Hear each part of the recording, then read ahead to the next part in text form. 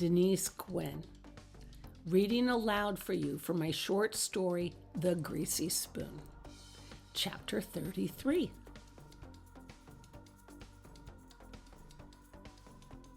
This is it. I'm finished. Nick froze. Junior pulled the trigger.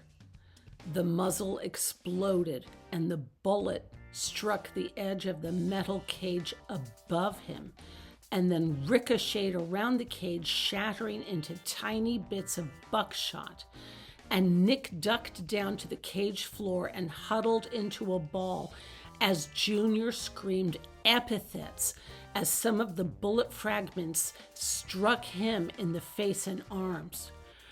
"Motherfucker!" he screamed and ran from the room. Nick cowered and did not move.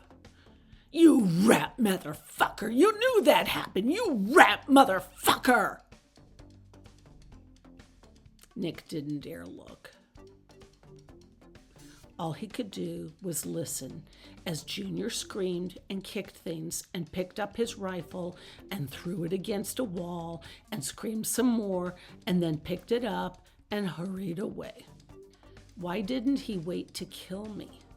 He had the chance. All he had to do was be patient. With his face pointing downwards, he breathed in a deep lungful of the noxious fog. His throat constricted and his lungs tightened. He looked above him. The cage had stopped descending, but now there was the matter of getting out. He needed to climb up to the cage above him, finagle his way around it. He could do that, sure. He used to play on the monkey bars at the playground, and then he'd reach the concrete floor above.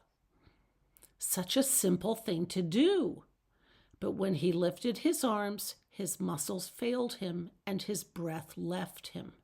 He dropped his arms and collapsed back into a ball on the cage floor and tried to think. It was so hard to think. But he remembered things from when he was a kid. He swam on the swim team. And after practice every summer day, his mom would feed him and then drop him back off at the YMCA for him to play in the pool all afternoon. One day when he was 11, he took a friend up on a dare and jumped off the high board. He'd been halfway down when he realized his mistake. When his body hit the water, his skin shuddered at the sharp sensation of the cold, clear water upon his hot, dry skin. He torpedoed to the bottom of the pool, and his toes touched the cold tile bottom of the pool.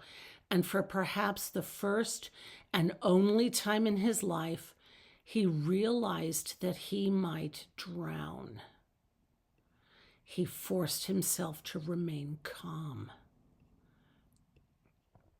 The downward progression landed the soles of his feet flat against the tile floor, and he used the moment to marshal his strength.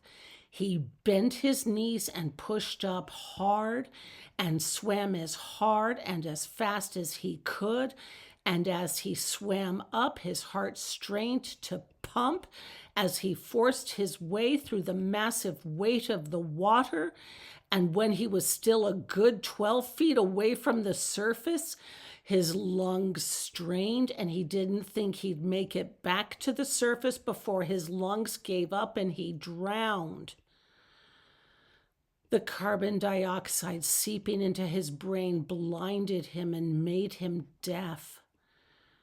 I could just give up. It would be so easy to just give up. A pair of feet ran back and stood above them on the concrete. "You fuckers!" Jeb Jr. screamed. "You fuckers!" "Stay quiet," Nick whispered to Ed, who'd started sobbing. "Stay quiet." Nick remained still and waited. Was Jeb Jr. going to shoot them after all? "We'll see about this," Jeb Jr. screamed. "You done broke my machine, you rat motherfucking retards!" And the feet stomped away, and an uneasy quiet filled the room. And the hogs being showered were either still being showered or they'd given up and accepted that it was only refreshing water. Or else Nick had grown accustomed to the screaming. But he was pretty sure it wasn't as loud as before. And then slowly, the cage rose. His brain cleared as he neared the surface. And when the cage was at last level with the floor, he climbed up to his knees and reached for a pulley outside the cage and grabbed it and winched their cage back up to the concrete floor.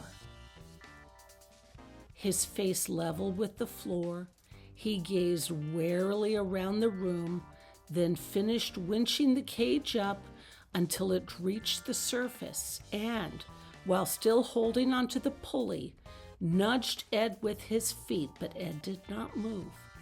He lay face down on the cage floor. Nick couldn't tell if Ed was breathing. He checked one last time to make sure nobody was around, then struggled out of the cage and threw himself onto his back on the concrete floor, inhaling great, gasping sobs of air. "Dear God," he gasped. "This is fucking Auschwitz." It felt just like the moment when his face breached the surface of the water. He'd barely survived that jump at the pool, and he never dove again, no matter how many of his friends challenged him.